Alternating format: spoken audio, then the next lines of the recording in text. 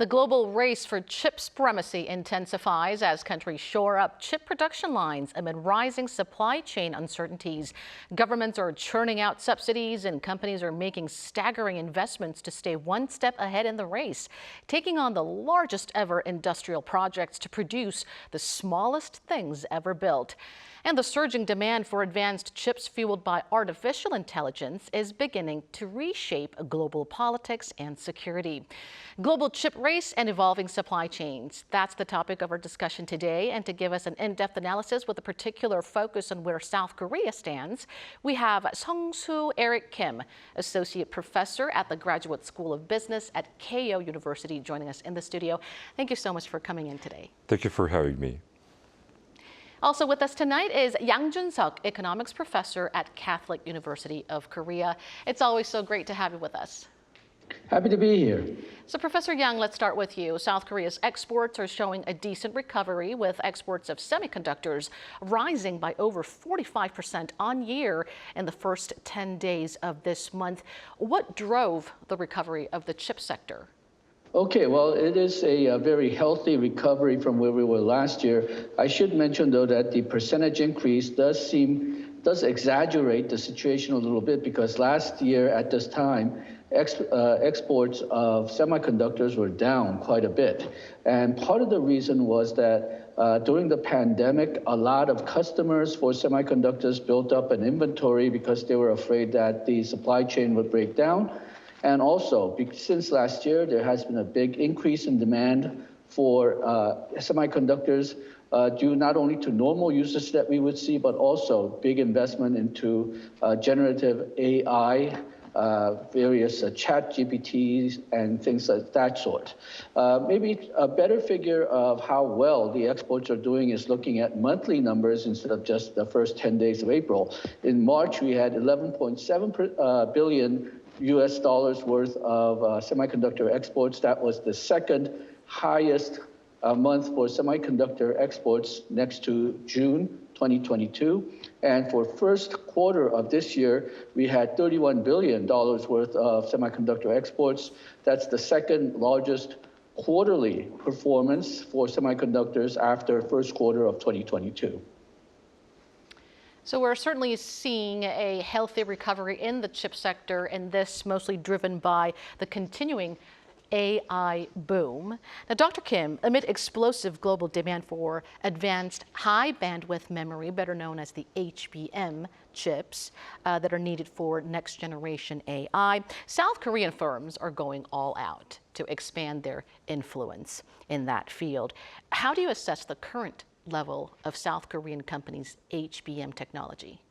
So HBM technology is very important for AI development because it supports the superior computing power in the memory domain that is required for supporting complex computation for AI development. And the demand is increasing recently because of the generative AI hike.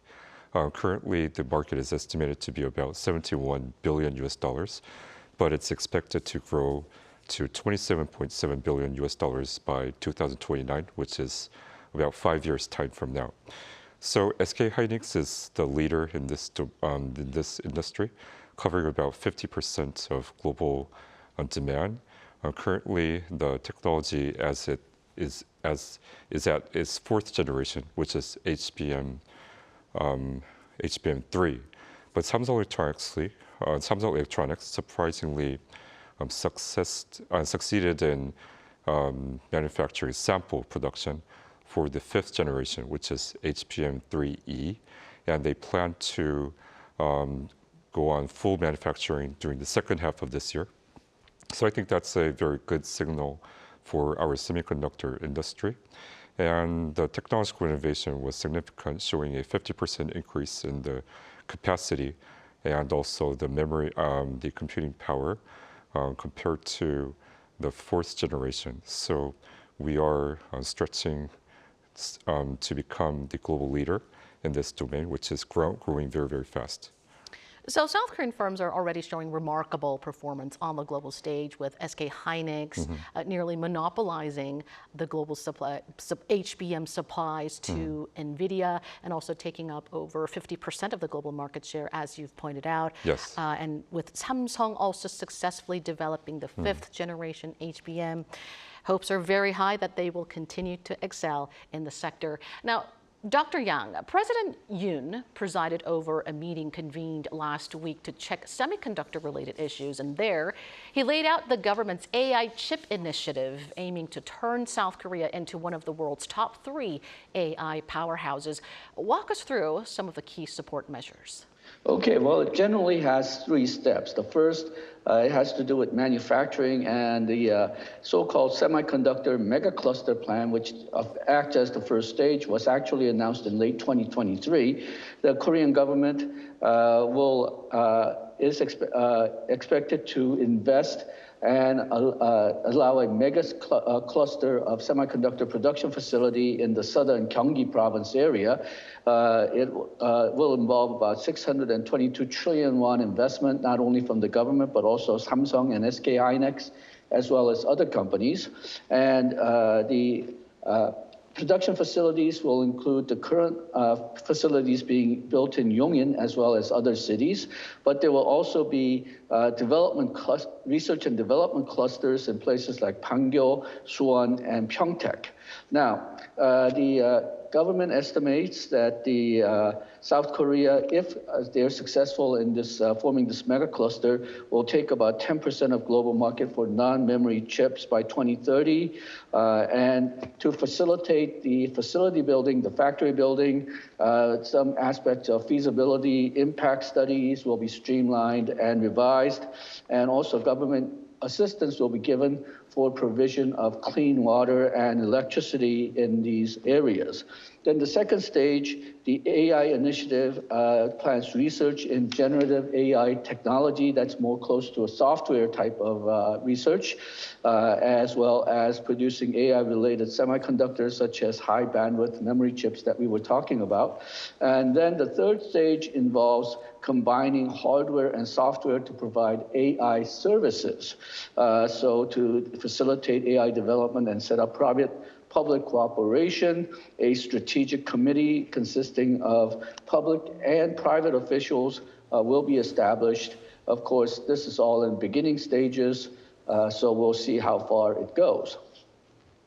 Well, governments around the world have been spending astronomical amounts of money in chip makers to boost the country's production. And so calls have been growing on the South Korean government as well to expand its support to chip makers. And so hopefully South Korea will be able to capture 10% of the global market share by 2030, that is, through those measures. And Dr. Kim, the Yoon administration, as Professor Yang just pointed out, is also pushing for the construction of a mega chip cluster in southern Gyeonggi province, injecting over 600 trillion won, or more than $470 billion. What are your prospects for the chip cluster that's expected to be the largest in the world? So for the semiconductor industry, it's really important to have a secure supply chain. And also the technological competition is very severe. So having a very focused government strategy and also industry strategy to cultivate the industry is very important. One of the advantages that Korea has is that about 20 million people live in and around Seoul area, which is a most condensed city with high talents. So, and if you look at the southern semiconductor clusters, it's only 30 minutes from Seoul without traffic. So we have geographical advantage and also human capital advantage that all of our talents are centered in a very, very small geographic location. The government is leveraging this advantage as Korea's next semiconductor strategy. So they are building clusters connecting the supply chain in the southern Gyeonggi area. For example, Pangyo is going to be the fabless and industry hub, which is not very far away from Yongin or Pyeongtaek, which we manufacture semiconductor.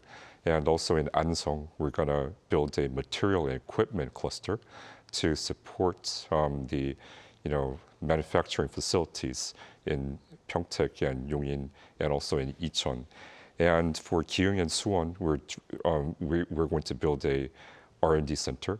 So if you look at this idea, you can see that all of this very important components in the supply chain will be condensed in a 30-minute radius in the southern Gyeonggi area. So I believe that with this strategy, we can excel the advancement and leadership in the semiconductor industry. And also one of the most important strategies here is to make most of the parts domestic. Currently, we cover about 30% of the industry that is coming from Korean-made for the semiconductor industry, but we're planning to increase that to about 50% by 2030 with this strategy. The megachip cluster is gaining so much attention that the housing prices in nearby areas like Pyeongtaek, Right. Hangyo, and Suwon are all on a steep rise. And I hear that one of the goals of the megachip cluster is to have the world's largest monthly production of 7.7 million wafers by 2030. And as you've mentioned, a focused strategy will be essential in achieving that goal. And Professor Yang, meanwhile, the U.S. government has recently announced it'll provide over $11.6 billion to TSMC in subsidies and loans to support the chip makers' building of fabrication plants in Arizona. The amount is more than 30% of what's been expected. How do you see this? Okay, well, the producers of semiconductors who are planning to relocate to United States, they have been complaining that even though these subsidies offered by the government were huge, it was still in some sense not enough. And the first reason is that US had been hit with very high inflation, so a lot of real purchasing value of the initial subsidies had fallen. Second, these companies had trouble finding qualified workers. So they would have to put in more focus on finding American workers who can handle semiconductor industry, or get the Taiwanese or workers from other countries to come into the United States, which sometimes are not easy. And then there's the U.S. is undergoing the elections season this year. So it's in the Biden administration's favor to have a lot of these businesses start as quickly as possible. And then the U.S. right now has virtually no production facility, no fabrication facility inside the United States. That's why they are spending so much money on this. But if you look at why these production facilities left the United States, it's because, in some sense, American semiconductor companies didn't want it. The reason is that they can make much more money. They have much higher profit margin on designing these chips, and then using those designs and get companies in Taiwan or Korea to actually build them. Building the factories to build these semiconductors require a lot of capital investment. It's a very low margin production. So the American companies sort of let the production facilities fade out and move out. Now the United States, due to supply chain reasons and national defense reasons, want those production facilities back.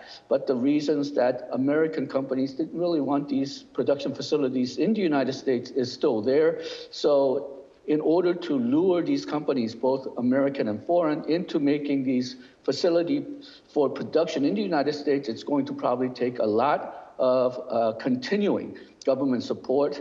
Otherwise, the companies may just decide that they can make more money designing chips rather than actually making them. Well, the U.S. government is certainly exerting all efforts to bring back the companies, to bring back the chip makers to the U.S. And a huge factories, huge fabrication plants will, of course, lead to job creation and revitalization of local economies. So the November presidential election was, of course, obviously one of President Biden's consideration. And Dr. Kim, just today, the U.S. government announced plans to award Samsung Electronics up to 9 trillion won in grants to support the tech giant's chip-making investment in Texas. It's the third largest subsidy under the U.S. CHIPS Act program to be granted, following those granted to Intel and TSMC. How do you see this, and what would be the gains and losses for Samsung? Okay, so this is aligned with the Chips and Science Act of the United States, trying to relocate the semiconductor manufacturing industry within the territory of the United States in competition with China over the supremacy of not only semiconductors but AI development. And the reason why U.S. is thinking in this way is probably highlighted by the Yoon and Biden summit in Washington last year. During the press conference, it was not really highlighted in the news, but President Biden said that U.S. invented semiconductors, and U.S. will choose which country to have it manufactured. So that's the very strong stance of the U.S. Government when it comes to core national interest or technology. So the subsidy is, of course, a good thing, but there's no such thing as a one-way present. It's a give and take. So they're giving subsidies based on the amounts that each companies invest in the United States. So, for example, TSMC is increasing their investment from 40 billion to 65 billion. And that was one of the reasons why they had a little bit of more higher grants than us. Samsung Electronics has increased their investment from like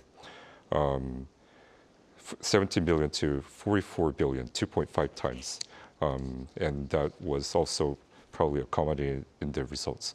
But on the other hand, by building these manufacturing clusters in the United States, we also have to pay the cost because U.S. Chips and Science Act states that if you receive the grant, then you cannot increase the manufacturing capacity in China. So there's a trade-off of receiving these grants, but probably Samsung Electronics or SK Hynix or any other semiconductor companies do not have a choice. They have to abide by this policy at this moment. So that's a dilemma for Samsung Electronics and SK Hynix, having to give up the Chinese markets while focusing on the U.S. market. The U.S. has invented semiconductors, and so it can choose which manufacturer it wants. I think that phrase is hard to forget. Of course, the subsidies will help lower Samsung's financial burdens, but there's always a price to pay. Like you said, it's always give and take, right? So Samsung will probably face more restrictions regarding their businesses in China. So we'll have to see if it's a double-edged sword. Professor Yang, the global chip race is intensifying as the U.S. accelerates its push to reorganize chip supply chains, aiming to boost the country's chip production. While China and Japan and Europe are also going all out to ramp up chip production, what strategy does South Korea need to gain an upper hand? Well, a lot of that was included in the mega cluster plan that we mentioned earlier. There was an infamous case of SK Hynix trying to build a factory in the Gyeonggi province, and it was delayed 5 years because first, the environmental impact report took too long, and then second, if you set up a production facility for semiconductors, it needs a lot of electricity and a lot of clean water. And the new coming governor for Gyeonggi province reneged on the previous governor's deal to supply clean water to these factories at a relatively inexpensive price. So that gives us at least some ideas of what Korea needs to have competitiveness. We need regulatory reforms to speed up the building process, streamlining the regulatory process to get the factories built, continually supplying clean water and inexpensive electricity. That will probably mean some more alternative sources of electricity, and it may include nuclear electricity as well, and then measures to bring clean water. And Professor mentioned a very interesting fact that these production facilities are located very close to Seoul. Now, other countries have recognized the fact that you need a lot of skilled personnel, and these facilities usually go where the people are. But in Korea, the Regional Balanced Development Act, or the politicians' desire to have a regional balanced growth, has in a lot of cases worked against building factories near Seoul, where a lot of these specialists are. A lot of times these specialized production facilities were located far away from Seoul or far away from popular areas, so technicians would be reluctant to go to those areas, and a lot of these projects did not work out very well. And I think the current cluster initiative does recognize these problems. The problem, though, is that will these strong desire to get beyond these problems and set up a cluster for semiconductors, will it last? Because there still is a lot of forces for regional balanced growth. That means having factories way out in the middle of nowhere. There's also a lot of concerns about providing clean water. There's also a lot of problems with providing inexpensive electricity. So some measures should be taken to make sure that we can have a steady supply of people, electricity, and electricity and clean water so that these facilities can take root and develop. All right, I'm afraid we'll have to leave it there for tonight due to time constraint, but thank you so much, Professor Yang and Professor Kim, for sharing your valuable insights with us. Thank you very much. Thank you. And that brings us to the end of the show. Thank you for watching, and be sure to tune in same time tomorrow to join our conversation. Goodbye for now.